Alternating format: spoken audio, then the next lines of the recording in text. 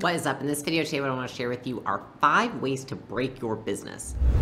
This actually came about because Alex and I were at dinner the other night with somebody and they were asking us, they're like, how do you grow your business? And this is obviously a question too that, like, you know, when we're stopped by people and they're asking us things, they're like, can you help me grow my business? I just have a question about growing my business. And Alex and I like to actually frame this a different way. And we actually do this with each other a lot, which is, okay, well, if I wanted to break my business, what would I do? And then let's look at what the opposite of that looks like. And so I wanted to break down with you 5 things that I have done that have broken my business and what I've learned from them to then actually grow it from understanding those lessons and failures, okay? So the first one is making changes in your business based off of emotion, intuition, opinions, rather than stats, data, etc. Like survey data, statistics, your financials, all that jazz.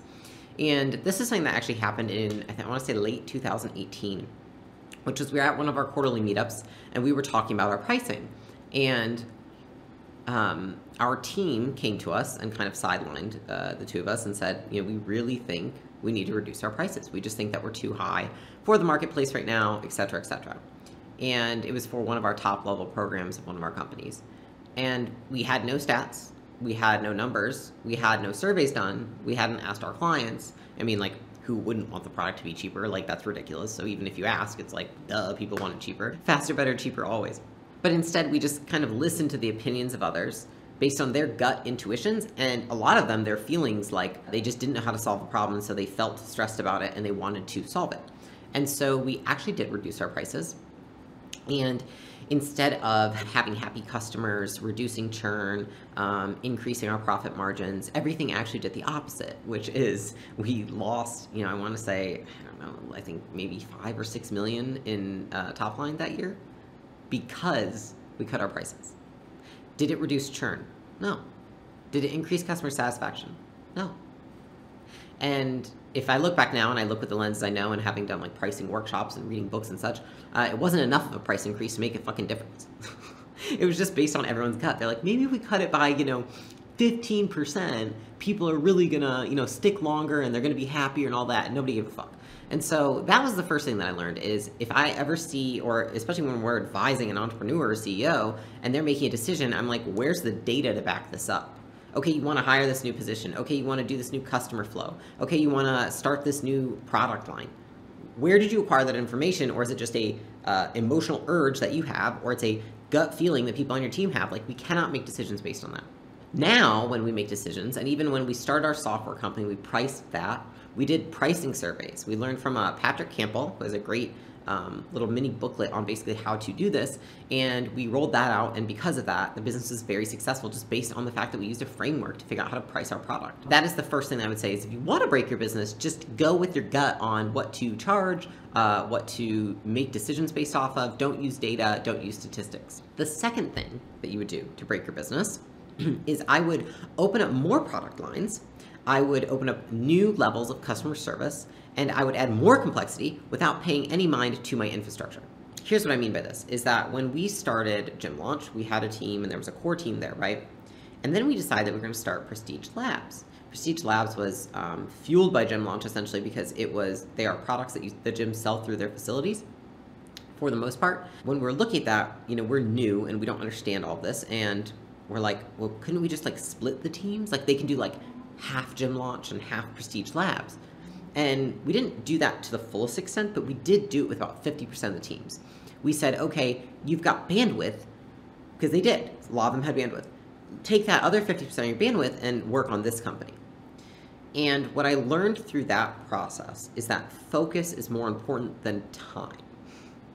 So when it comes to teams, when it comes to employees, this is one of my biggest lessons of all time, is that they may have the time, but they don't have the focus or the bandwidth mentally to focus on 2 things. Now, if we start a new product line, if we add a new level of customer service, we have to look at what resources we have to acquire. Are we going to go hire people? How are we going to build this team? And how is it not going to take away from any of the existing resources we have in the company?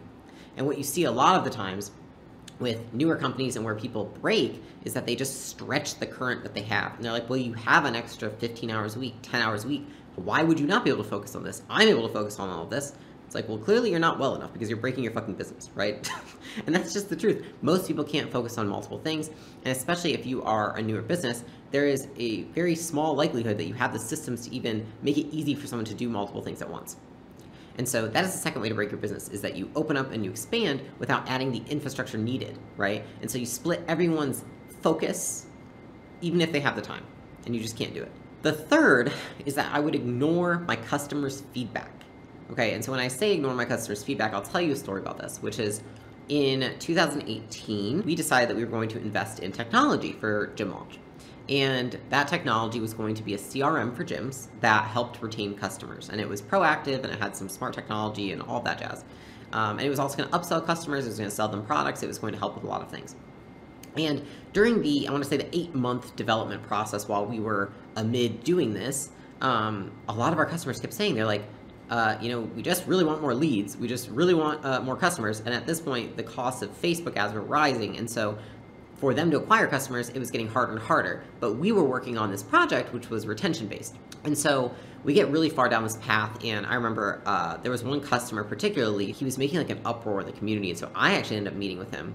And I said, like, what is going on? And he's like, do you guys not get it? He's like, we don't care about retention. He's like, we just want more leads. The way he said it was obviously like he was being actually kind of a dick. And the whole conversation was kind of stupid. But what I took from it was that there is truth to that. And so we went and we talked to other customers, and we talked to other people. And we realized that we were focused on what we thought the customer wanted, rather than just going and asking the customer, is this what you want? And a lot of the times, it's also not just asking the customers that are necessarily your best top customers, but it's asking all levels of customers that you have. Because if your top customers are only, 4% of your business, then asking them is not going to be useful because the rest of the people just want more leads. And that was actually the case for us, is that our very top customers, which are a small percentage of the business, wanted the retention system, wanted the upsell system, etc. But most of our customers just wanted more leads. And so we would have saved $1 million if we had just asked our customers, what do you want, rather than thinking we knew what they wanted for them. And so that was the lesson learned there. If you want to break your business, ignore your customers. If you would like to lose $1 million like we did, ignore your customers.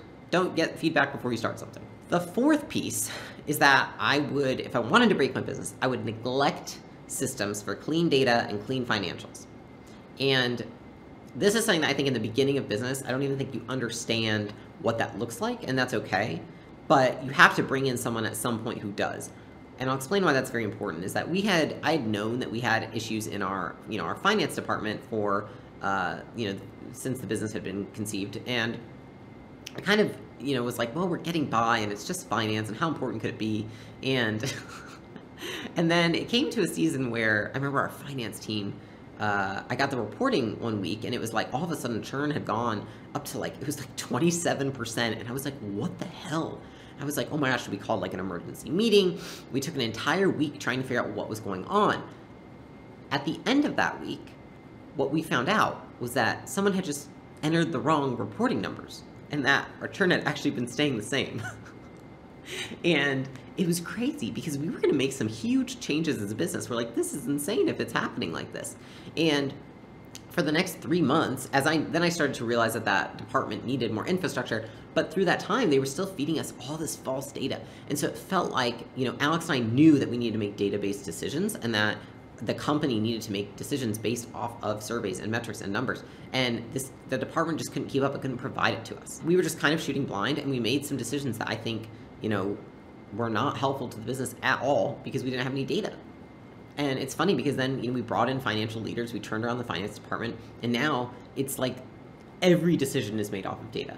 Every single leader uses the data. We all use the reporting that we have. We all use the dashboards that we have. We make decisions based off that. And that is how I can monitor the health of the business.